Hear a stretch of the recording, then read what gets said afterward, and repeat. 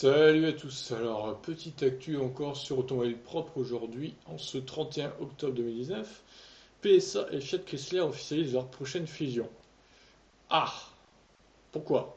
Pourquoi PSA fusionne avec un groupe de merde comme ça? Bon, voyons l'article. Les deux groupes PSA et FCA ont confirmé leur intention de fusionner au sein d'une seule entité avec pour pilier le développement d'une mobilité durable.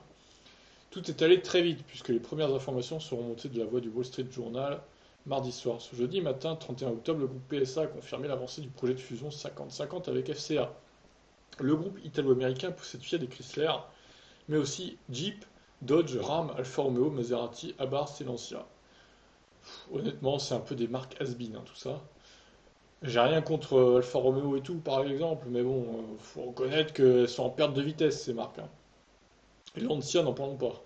L'union pourrait se sceller dans quelques semaines. Ce rapprochement permettrait au nouveau groupe PSA-FCA de devenir le quatrième constructeur automobile mondial. Avec 8,7 millions de véhicules, cette nouvelle entité se situera derrière le podium de Renault, Nissan, Mitsubishi, Toyota et Volkswagen. Il sera cependant au coude à coude pour ce top 4, General Motors ayant écoulé aussi 8,77 millions d'unités en 2018.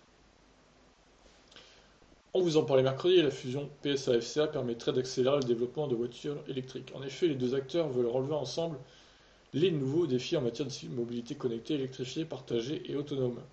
Les économies visées seraient de 3,7 milliards d'euros à terme, notamment dans les moteurs électrifiés, la voiture autonome et les technologies digitales et connectées. Ouais, enfin les économies, le groupe FCA, il la ramasse concernant les voitures électriques et les voitures autonomes. Ils sont nulle part en fait. Donc pour moi c'est un boulet en fait que va se traîner PSA. Je sais pas si vous êtes d'accord, mais si PSA a amorcé le virage électrifié, et FCA accuse un retard indéniable. Ouais, voilà, le seul Fiat 500 électrique n'arrivant qu'en 2020. Enfin, ce mariage pourra accélérer le retour de Peugeot en Amérique du Nord et permettre à FCA d'exister en Chine. Ouais, bah, c'est surtout ça, à mon avis, qui veulent clairement faire ce groupe, aller conquérir deux nouveaux pays, quoi. Enfin voilà, bref, pour moi le groupe FCA, Fiat Chrysler, je crois que c'est l'un des pires groupes automobiles du monde.